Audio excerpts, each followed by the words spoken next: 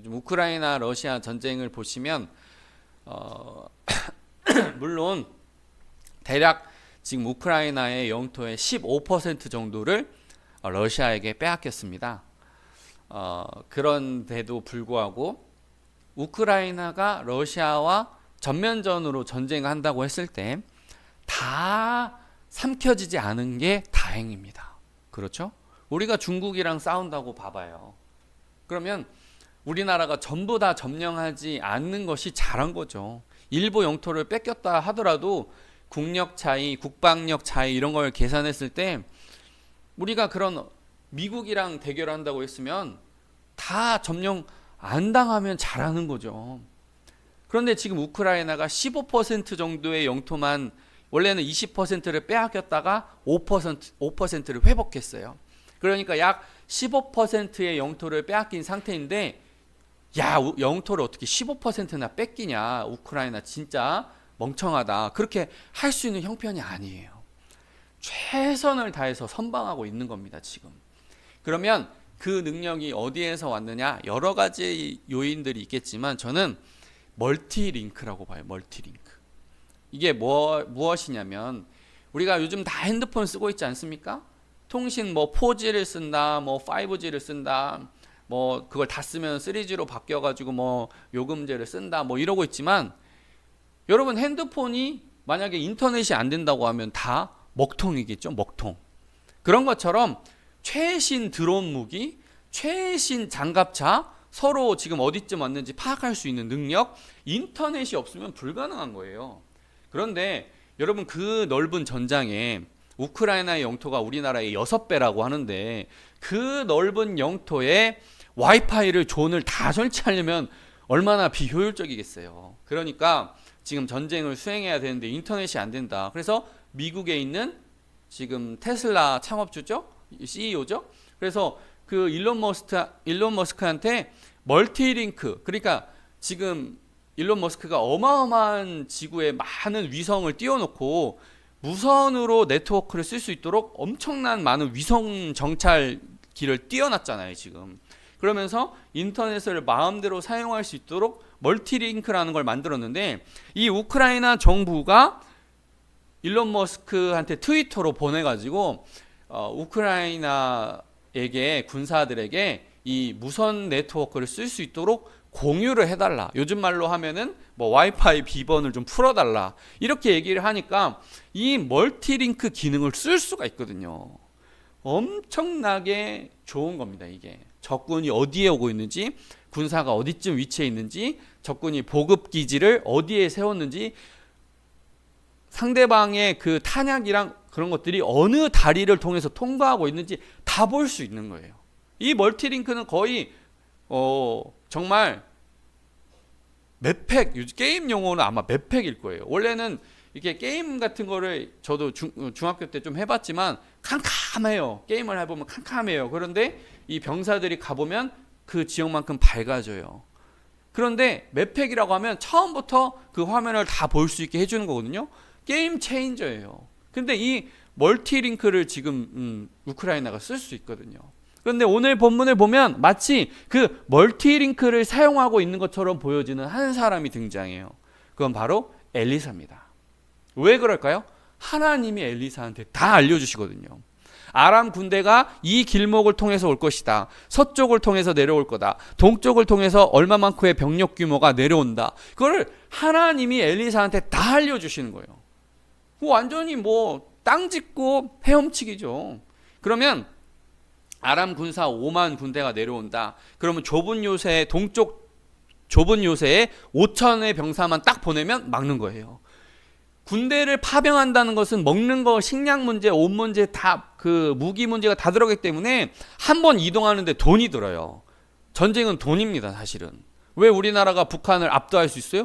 돈이 경제력이 되니까. 핵만 없다 뿐이지 전쟁 수행하면은 압도적이죠. 그런데 최소한의 돈으로, 최소한의 병력으로 대규모 병력을 막아내면 그 자체가 승리예요. 왜냐하면 거기는 오며 가며 먹을 거 식량 다 써버리잖아요. 그러니까 작은 병력으로 적재적소의 병력을 쓴다는 건 여러분 손자병법 지피지기면 백전백승하는 거예요. 상대방이 어느 길로 얼마만큼 병력으로 온다는 걸 알면 100% 이기할 수 있는 거예요. 그래가지고 왕이 생각합니다. 아니 어떻게 이런 일이 있을 수가 있어. 이거는 우리 중에 스파이가 있는 거야. 지금 적국의 공작원이 와가지고 우리의 모든 정보와 이 새어나가는 말을 다 귀로 듣고 상대방에게 빨리 전파해주는 그런 능력 없으면은 이건 불가능이야.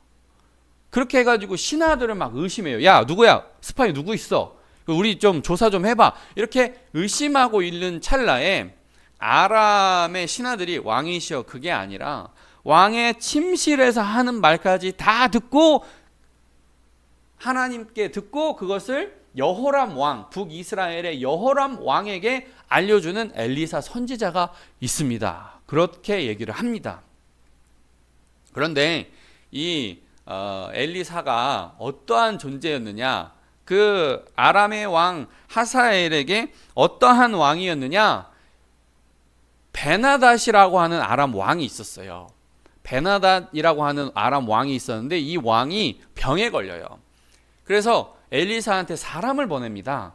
사람을 보내가지고 이 아람의 왕 베나닷이 지금 내가 병에 걸렸는데 이 병이 나을 수 있는 병이지 없는 병이지 알려달라고 사람을 보내는데 그 파견된 사람이 아람의 현재 왕이었어요. 그러니까 하사엘이었어요. 그리고 나서 엘리사가 막 우는 거예요. 그래가지고 하사엘이 깜짝 놀라가지고 아유 왜 우세요? 그랬더니 당신이 다음으로 왕이 될 것인데 당신이 이스라엘을 괴롭히는 왕이 될 것입니다 라고 바로 영적으로 보인 거예요. 그래서 엘리사가 막 눈물을 흘립니다. 그리고 나서 이 하사엘이 베나닷에게로 가는데 좀 잔인하게도 하사엘이 베나닷의 신하였잖아요. 그런데 역사에 보면 그 하사엘이 베나닷의 목을 졸라가지고 죽이고 자기가 왕이 됩니다. 그러니까 엘리사는 금방 보인 거예요. 그게 영적으로 하나님께서 알려주시니까. 그런 일이 있었어요. 그러니까 하사엘이 지금 어때요? 엘리사의 존재를 까맣게 잊어버리고 있다가 아 맞아, 미래를 보는 능력을 가진 엘리사가 이스라엘에 있지. 아 이 엘리사가 이스라엘에 있으면 우리는 절대로 이스라엘을 점령할 수 없어라고 하는 결론이 나온 겁니다. 그래서 수만의 군대를 보내기로 마음을 먹은 거예요. 그런데 이 아람 왕 하사엘의 어리석은 점이 뭐예요? 아니 하사엘이 하고 있는 침실에서 하는 모든 은밀한 말과 생각까지 하나님이 알아서 엘리사에게 알려주신다고 하면 이 하사엘이 기습침공하는 것을 엘리사에게 하나님이 안 알려주실까요? 당연히 알려주시죠. 그래서 이미 엘리사는 기습공격에 대해서 알고 있었습니다. 그런데 저는 도단성, 엘리사가 머물고 있는 이 도단성으로 병력이 도착하는데 저는 이 도단성에 1만 명의 병력은 있었을 거라고 봐요. 만약에 5천 명의 정예 군사가 있다고 하더라도 성을 보호할 때는 남자는 다 투입되거든요. 그러면 5천 명의 병사가 있으면 대략 5천 명의 그 민간인이 합쳐져서 10,000명 정도의 군사가 있었을 거라고 저는 예측을 해요. 그 10,000명 정도는 있었을 것이다. 그러면 손자병법에 들에서 상대방을 포위하려면 5배의 병력이 필요하고 성을 포위하고 점령하려면 10배의 병력이 필요하다고 써 있어요. 나중에 성경 쭉 읽어보면 사울 왕이 기가 막히게 손자병법을 알고 있는 것. 손자병법은 동양 거거든요. 중국 거거든요. 그런데 사울 왕이 다윗 왕을 추격할 때는 정확하게 그대로 움직여요. 5배로. 다윗이 600명이 있으면 3,000명으로 움직여요. 그러니까 그 시대에도 그런 어떤 전쟁 지혜서와 병법서가 있었던 거예요. 그러면 10,000명의 도단성의 군사가 있으면 10만 명의 군사가 재빨리 기동해서 도단성을 에워싼 거예요. 제가 이어지는 본문 15에서 17절을 읽고 다시 말씀을 나누겠습니다.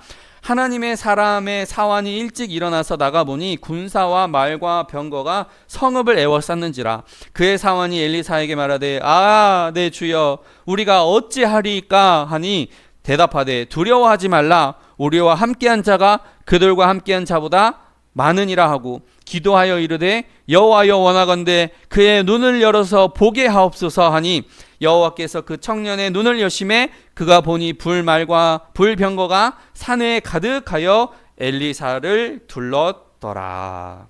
아멘. 여러분 혹시 오락실 가신 적 있습니까? 오락실? 저도 좀 몇 번 다녔는데 오락실에서 돈을 뜯겨본 적이 있어요. 참 오락실 같은 데는 가면 안 되는 것 같아. 중학교 때 오락실을 좀 다녔었는데 아니 웬 고등학교 학생 5명이 우리를 둘러싸더니 화장실로 끌고 가는 거예요. 그래서 아주 옛날부터 들어보셨죠? 돈 내놔. 뒤져서 나오면 뭐 10원에 한 대, 100원에 한 대, 뭐 그렇게 똑같은 레퍼토리로 하는 거예요. 진짜로. 돈 내놔. 안 내놓으면 뒤져서 나오면은 100원에 한 대, 뭐 10원에 한 대, 뭐 이렇게 하는 거예요. 근데 내가 10,000원을 들고 있었어요. 얼마나 무서웠겠어요, 내가.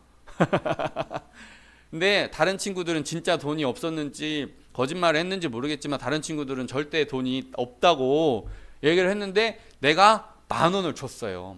10,000원을 주니까 이 사람들이 기분이 좋아졌나 봐. 10,000원이면 오락실에서 아마 몇 시간을 있을 수도 있을 거예요. 아마 좀 게임 실력이 있으면. 그러니까 10,000원을 받으니까 표정이 풀어지더니 이제 오락하러 나간 거예요. 그 다음에 망보는 고등학교 학생 한 명이 있었어요.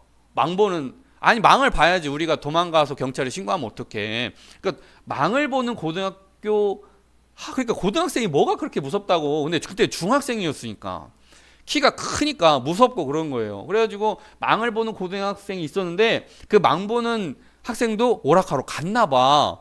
아무도 우리를 안 지키는 거야. 문을 열어봤더니 살짝 빼꼼 열어봤더니. 그래서 그 3명 4명 되는 내 친구들과 내가 순식간에 막 도망한 거예요. 그때 심장이 엄청나게 뛰더라고. 왜냐하면 걸리면 또 맞을 수도 있다고 생각을 하니까 심장이 엄청나게 두근두근 이렇게 뛰는 거예요. 한 15분 정도를 달려서 집 근처에 도착을 했는데 그날의 기억이 내가 계산해 보니까 23년 전 일이에요. 아직도 생생하게 기억이 나. 얼마나. 그런데 그 고등학생이 칼을 들고 있었느냐, 무슨 맥가이버 칼이라도, 손가락만 한 요만한 칼이라도 들고 있었느냐? 아니요. 오직 주먹밖에 없었는데 그렇게 무섭다는 거예요. 그렇게. 그런데 오늘 본문을 보니까 뭐라고 돼 있어요? 엄청나게 많은 병력이 그 기병과 병거가 둘러쌌다고 되어 있어요. 말과 병거와 그런 보병단까지 성읍을 에워싼 겁니다.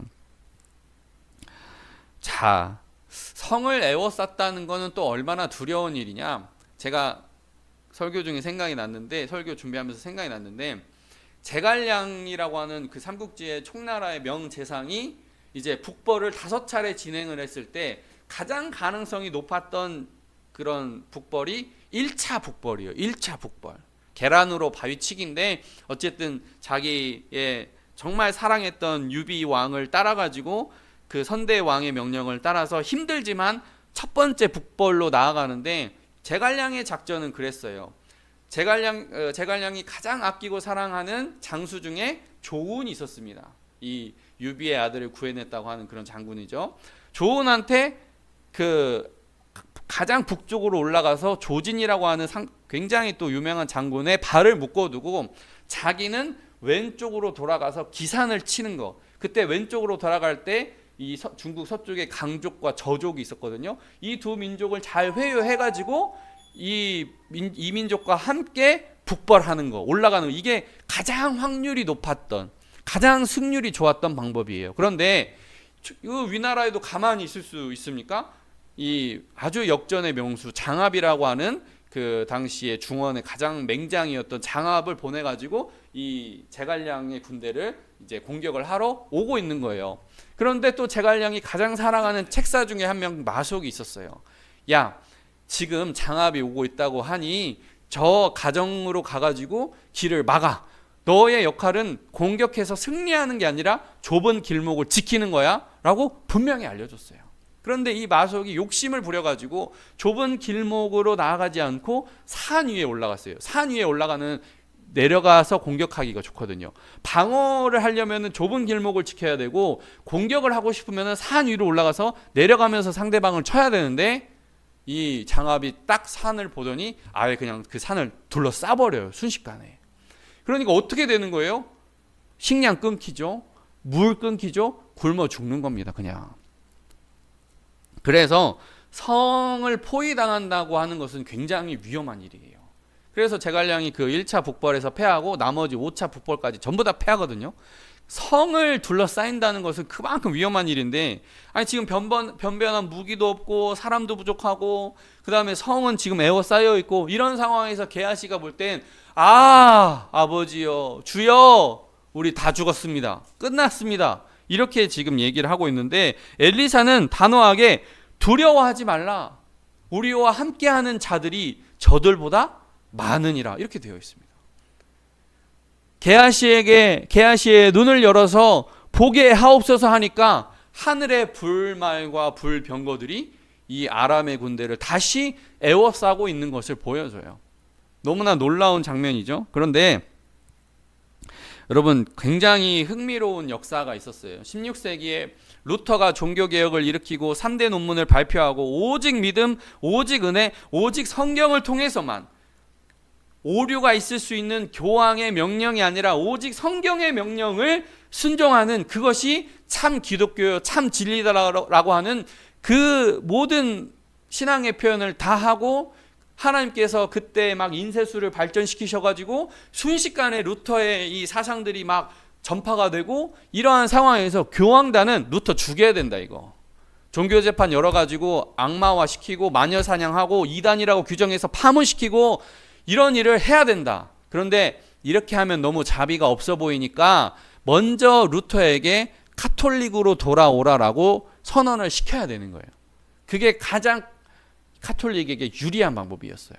그래서 황제를 종용을 해서 카를 5세, 신성 로마 제국, 지금의 독일보다 영토가 더 넓은 프랑스 일부 지역과 그 다음에 폴란드 일쪽 지역 영토를 가득 가지고 있는 신성 로마 제국, 지금 이제 독일입니다. 신성 로마 제국의 황제 카를 5세가 직접 재판하는 거예요. 너의 사상을 포기하라, 너의 3대 논문을 다 포기하라, 너의 신앙을 포기하고 카톨릭으로 돌아오겠다라고 해라, 그러면 내가 너를 죽이지 않으리라. 이런 거예요. 파문이면 지옥 간다는 말이고요, 죽인다는 건 사형이죠. 뭐 완전히 뭐 정치적으로 영적으로 뭐 신앙적으로 완전히 막 숨통을 죄어 놓는 거예요. 여러분 같으면 어떻게 하시겠습니까? 그런데 하나님은 너무나 신기한 하나님, 오묘한 하나님이에요. 그때 후텐과 지킹겐이라고 하는 기사단이 이 루터의 글을 읽고 종교개혁 사상에 매료돼 버립니다. 카톨릭이 잘못됐고 성직자들 결혼 안 해야 되는데 교황이 첩두고 첩이 막 10명씩 있고 부패하고 썩었고 헌금 아무렇게나 소비하고 취하고 막 이런 부패한 권력을 본 거예요. 영적 권력을 본 거예요. 이게 아니라 깨끗하게 선교하면서 초대교회의 모습으로 돌아가려고 하는 저 루터의 사상이 맞다라고 하면서 후텐과 지킹겐 기사단들이 루터의 사상에 매료된 거예요. 루터 지켜야 된다. 그러면서 이 추기경들과 황제단에게 너 만약에 루터 건들면 우리 출동한다. 보름스 회의 1시간 거리에 있는 이 에덴부르크 성에 집결했어요. 이 기사단이. 이게 무엇인 줄 아십니까? 나를 둘러싼 황제의 친위대보다도 더 강력한 기사단이 루터를 지킨다는 거예요. 엘리사가 불말과 불병거를 본 것이 16세기에 똑같이 재현되는 거예요. 믿음으로 바로 서 있는 한 사람, 그 한 사람을 하나님이 지켜주신다는 거예요. 중요한 거는 뭐 막강한 군대를 가지고 있고 적들을 물리칠 수 있는 막강한 최신 무기 가질 수 있으면 좋지만, 그게 없어도 하나님의 말씀으로 바로 서 있는 그 한 사람을 지켜주기 위해서 하나님은 황제 친위대보다 더 많은 기사단을 둘러싸고 있다는 거예요. 하나님이 우리를 그렇게 지켜주시는 줄로 믿습니다. 이어지는 본문 18에서 19절. 아람 사람이 엘리사에게 내려오며 엘리사가 여호와께로 기도하여 이르되 원하건대 저 무리의 눈을 어둡게 하소서 하매 엘리사의 말대로 그들의 눈을 어둡게 하신지라. 엘리사가 그들에게 이르되 이는 그 길이 아니요 이는 그 성읍도 아니니 나를 따라오라. 내가 너희를 인도하여 너희가 찾는 사람에게로 나아가리라 하고 그들을 인도하여 사마리아에 이르니라. 오늘 본문에 보니까 아람의 그 수만의 군대에 무엇을 어둡게 하셨다고요? 눈을 어둡게 하셨다고요. 아니, 전쟁하는 사람들이 뭐가 좀 보여야지. 그런데 어떠한 성경학자들은 믿음이 연약해서 이게 실제로 소경이 돼버린 건 아닐 것이다. 진짜 눈이 보이는 게 아니고 아마 영적인 눈을 어둡게 한 거다. 아니, 지금 도단에서 사마리아까지는 거의 20km나 되는 먼 거리인데 눈이 안 보이는 사람들이 그 먼 거리를 어떻게 이동해라고 해서 아마 영적인 눈이 어두워진 거지 실제로 눈이 안 보이는 건 아닐 거야 라고 생각하는 학자도 있어요. 저는 틀렸다라고 생각합니다. 아니, 손잡고 올 수도 있는 거지 뭐. 그리고 하나님께서 출애굽 바로의 군대의 눈을 어둡게 하셨을 때는 흑암을 보내셔가지고 가까이에 있는 이스라엘 백성들이 홍해 다 건너가는 그 무렵까지 못 오게 하셨어요. 하나님이 눈을 어둡게 하실 수 있는 방법은 다양하고 하나님께서 하시고자 하면 가능한 겁니다. 그거를 내 머리로 이해가 안 된다고 해가지고 이렇게 재단하고 하는 거는 좋지 않아요. 어쨌든 아람의 눈이 어두워진 거는 사실이에요. 그래가지고 엘리사가 너희가 찾는 사람들은 여기에 있는 게 아니라 이쪽으로 인도해라고 어디로 인도해요? 사마리아 성으로 인도하는 거예요. 사마리아 성 안에 포위가 된 겁니다. 쉽게 얘기하면. 도단을 포위했던 그 병사들이 사마리아 궁 한가운데로 들어와서 사마리아 성에 포위가 된 거예요. 제가 역사 스페셜을 이렇게 옛날 거를 한 번씩 보는데 정말 한반도에 한 번도 점령되지 않은 강력한 성이 있대요. 여러분 들어보셨어요? 한 번도 점령되지 않은 강력한 성, 신라의 삼년산성입니다. 제가 보니까 어마어마한 성이에요. 그 당시 어마어마한 성. 요즘 뭐 좀 최신 기술보다도 더 뛰어난 성이에요. 삼년산성의 입구를 보니까요, 여러분 성이 있다는 건 어떻습니까? 평지에서 막 병사들을 몰아가잖아요, 그죠? 근데 삼년산성은 산길, 비탈길을 따라 들어와야 돼요. 조금 아차하면 절벽으로 떨어져 버립니다. 그러니까 용맹하게 자 공격 해가지고 막 달려가서 사다리 놓고 공성병기 놓고 그렇게 할 수 있는 땅이 아니에요. 간신히 성벽길을 따라서 올라오고 나면 여기 뒤에는 낭떠러지예요. 와 하면 달려올 수 있지가 않아요. 조심조심 기어가지고 와야 돼. 기어가지고 딱 도착하면 성문이 어떻게 생긴 줄 알아요? 깜짝 놀랐어요. 지그재그로 생겼어. 지그재그로. 아니 고구려 옹벽도 이렇게 둥글게, 물론 그런 성벽도 있습니다만 옹벽이라고 해서 둥글한 모양으로 감싸서 성문으로 침공해 올 때 원으로 삥 둘러싸가지고 화살 쏘는 그런 옹벽도 굉장한 기술이에요. 근데 세상에 그 삼년선상에는 지그재그로 길이 나 있어요. 그러면 공성병기가 쉽게 올 수도 없지만은 그 지그재그로 지나가는 사이에 화살로 고슴도치 되는 거예요. 고슴도치. 와, 그런데 성문이 보통 우리가 그 공성병기라고 하면 충차나 이런 거 가지고 밖에서 안으로 빵! 빵! 해서 문을 부시거든요. 그런데 아예 돌을 여기다 받쳐가지고 원래는 밖에서 안으로 문을 열고 들어와야 되는데 이 삼년산성은 안에서 밖으로 열게 되어 있어요. 그런데 거기에다 또 돌을 놔가지고 야 어떻게 열어 이걸. 근데 그 공성병기도 못 가져와. 화살은 지그재그로 길 다니면서 화살 계속 맞아. 근데 밖에서 안으로 문을 여는 특이한 구조인데 거기다가 돌을 받쳤어. 이거는요 거의 폭탄으로 대포로 쏴야 되는데 6세기 7세기에 무슨 대포가 있어요. 근데 이 문이 설령 부셔졌다 쳐. 어떻게 됐는지 모르겠지만 막 하나님이 부셔가지고 이 문이 부서졌다고 쳐요. 그 문을 열고 나가면 뭐가 있냐면 호수가 있어요. 호수를 삥 둘러싸가지고 화살로 쏘면요 앞에는 호수가 있죠. 뒤에는 지그재그로 막 해서 화살 쏘아야 되죠. 그러니까 이 완전 난공불락이야. 그러면은 누군가가 이 어떤 군사가 도망을 가가지고 백제 장군한테 장군 저기 들어갔더니 호수가 있어가지고 절대 못 들어갑니다라고 보고를 할 수 없어. 보고하러 가는 사이에 다 죽어 그냥. 그러니까 고구려 장군이시여 저 삼년산성 안에는 호수가 있어가지고 들어가는 순간 빠져 죽거나 화살바지가 되거나 절대 이 성은 점령하지 못합니다라고 간절하게 외치는 병사가 한 사람도 살아남을 수가 없는 거예요. 와, 포위된다는 건 그렇게 무서운 거구나. 포위된다는 건 그렇게 무서운 거구나. 그런데 지금 그 사마리아 여성의 포위가 된 거래요. 아람 군대가. 그래가지고 신나게 외치는 사람이 있습니다. 그 사람이 이제 여호람 왕인데요. 20절에서 21절 사마리아에 들어갈 때 엘리사가 이르되 여호와여 이 무리의 눈을 열어서 보게 하옵소서 하니 여호와께서 그들의 눈을 여심해 그들이 보니 자기들이 사마리아 가운데 있더라. 이스라엘 왕이 그들을 보고 엘리사에게 이르되 내 아버지여 내가 치리이까? 내가 치리이까? 하니. 자, 여러분 지금 여호람 왕이 신이 난 것 같아요? 안 난 것 같아요? 엄청 신난 거예요 지금. 이 군대를 싹 여기서 싹쓸이 해야 우리가 몇 년 동안 평안하다 그런 생각을 하고 있습니다. 정말 절호의 찬스가 와요. 그런데 이제 본문 계속 이어가면서 말씀 좀 나눌게요. 엘리사가 대답합니다. 대답하되 치지 마소서. 칼과 활로 사로잡은 자인들 어찌 치리이까? 떡과 물을 그들 앞에 두어 먹고 마시게 하고 그들의 주인에게로 돌려보내소서 하는지라. 왕이 위하여 음식을 많이 베풀고 그들이 먹고 마심에 놓아 보내니 그들이 주인에게로 돌아가니라. 이로부터 아람 군사의 부대가 다시는 이스라엘 땅에 들어오지 못하니라. 아람 군대의 심정이 어땠을까?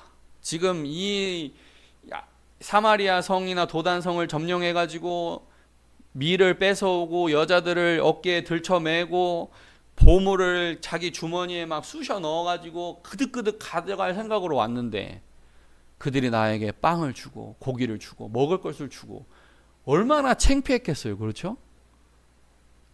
그런데 이 엘리사의 이 작전이요 굉장히 이색적입니다. 여러분 혹시 고구려의 을지문덕 장군 들어보셨어요? 살수대첩? 수나라가 그것 때문에 거의 망했잖아요. 중국의 통일 왕조가 살수대첩 때문에 망했잖아요. 또 고려에는 누가 있어요? 양교와 강감찬. 거란족 막 30만의 군대를 막 쓸어버렸잖아요. 이순신 노량해전에서 죽기까지 싸워가지고 막 적 수백 척을 막 불태우고 죽였잖아요. 왜 그렇게 하는 거예요? 그게 중국 민족은 인구가 많아요. 북방 민족도 인구가 많습니다. 그 다음에 외나라도 막 있어요. 그런 그 군사들이 본토 안에서 막 국토를 유린하며 다닐 때 곱게 내보내서는 안 되는 거예요. 왜? 곱게 내버려 두면 압록강이 얼었을 때 다시 쳐들어오거든요. 그래서 적진에 깊숙이 들어온 적들을 여기서 소탕하지 않으면 조선 땅은 너무 살기가 힘들어요. 그렇게 소탕을 하고 국력을 키워서 전쟁 준비하고 물자 준비하고 쌀 쟁여두고 준비해 놓고 병사들 훈련시키고 그래야 다음에 오는 적을 막아낼 수 있단 말이에요. 시간을 벌어야 된단 말이에요. 근데 엘리사는 지금 그대로 하고 있는 거예요? 거꾸로 하고 있는 거예요? 완전히 거꾸로 하고 있는 겁니다. 여러분이면 그렇게 할 수 있겠습니까? 기회가 왔는데 어렵죠. 그러면은 이 엘리사의 행동은 무엇에서 온 것인지 살펴봐야 되는데요. 그거는 영적 자신감이에요. 영적 자신감. 이 군사가 또 쳐들어와도 나 이길 수 있다. 우리가 쌀을 밀을 쟁여놓고 밀을 준비해놓고 뭐 무기를 만들고 뭐 그런 것보다 더 중요한 것은 하나님께 예배드리는 거다. 그거를 말을 하고 있는 거예요. 이스라엘 백성들아 우상 숭배하지 말고 하나님께 온전히 예배하라. 그러면 어떠한 적이 얼마만큼 수시로 쳐들어와도 이길 수 있다라고 하는 이 영적 자신감이에요. 영적 자신감. 뭐 제가 정말 드물게 드라마를 봅니다만은 이 나중에 한번 보세요. 좀 배울 점들이 있어요. 이 재벌집 막내 아들 제가 종종 얘기하는데 이 도준이라고 하는 이 재벌집 막내 손자가 어떠한 행동을 하느냐면 미래를 알고 있으니까 아무것도 없는 분당 땅 사달라고 하는 거예요. 자기 할아버지한테. 분당 땅 그 항아리 놓고 김치 놓고 장 만드는 그 땅을 분당 땅을 5만 평을 산 거예요. 여러분 분당이 나중에 어떻게 변할지 모르면 그렇게 못 사. 이제 물론 드라마기 때문에 그러지만 그리고 미국에 있는 책을 인터넷으로 판매하는 아마존 주식을 지금 아마존이 어마어마하게 발전해서 글로벌 기업입니다. 그런 거 막 주식 막 겁도 없이 막 사고 그런 거 왜 그럴 수 있는 능력이 있는 거예요? 왜 그렇게 하는 거예요? 자, 한 가지 더 얘기 안 했다. 어떤 영화가 흥행할지 다 알고 있잖아. 타이타닉 몇만 명 흥행. 그러니까 영화사에 막 투자하고. 왜? 미래를 알고 있으니까. 야, 타이타닉 영화 잘 될 거 미래 알고 있으니까 막 하는 거예요. 막 하는 거예요. 물론 이 도준이라고 하는 극중 이 주인공이 거의 신의 영역에 도달합니다. 거의. 왜? 미래를 알고 있으니까. 이제 보는데 그걸 뭐 여러 가지 허황된 거를 드라마에서 보면 안 되고, 미래를 알고 있다는 것은 어마어마한 자신감이구나. 그걸 보셔야 돼요. 그리고 나서 현재도 보여. 왜? 하늘의 불말과 불병거가 나를 지켜줄 것이니까, 이스라엘을 지켜줄 것이니까 현재와 미래를 다 알고 있어요. 그래서 그들을 떡을 먹이고 고기를 먹여가지고 내보낼 수 있는 거예요. 물론 아람이 다시 쳐들어옵니다. 그렇지만 아마 그쪽 부대는 많이 걸러냈을 거예요. 왜? 위험하니까. 이미 이스라엘에 대한 선한 이미지가 쌓였기 때문에 어떻게 될지 못하니까 정예병들은 못 올 수가 있죠. 그러니까 엘리사는 기가 막힌 전략을 취한 겁니다. 그래서 저와 여러분이 이러한 삶을 살았으면 좋겠어요. 여러분 가지고 있는 돈, 건강, 내가 돈 벌 수 있는 기술력 너무 많이 의지하지 마세요. 이런 거 다 나이 들고 병 들어서 다 떠나가면, 친구도 떠나가고 사람도 떠나가면 좌절감만 더합니다. 다시 말씀드릴게요. 돈, 가지고 있는 돈, 또 건강, 또 돈 벌 수 있는 능력, 이거 너무 많이 의지하지 마세요. 하나님을 의지하세요. 하나님을 의지하면 그 나머지 것도 하나님이 주실 줄로 믿습니다. 그렇게 순서가 똑바로 되어 있는 신앙의 삶을 살 때 하나님 우리를 축복하시고 우리에게 건강 주셔서 더 놀라운 일을 행하게 하십니다. 이런 믿음으로 사시는 저와 여러분 되시기를 예수님의 이름으로 축복합니다. 아멘. 기도하겠습니다.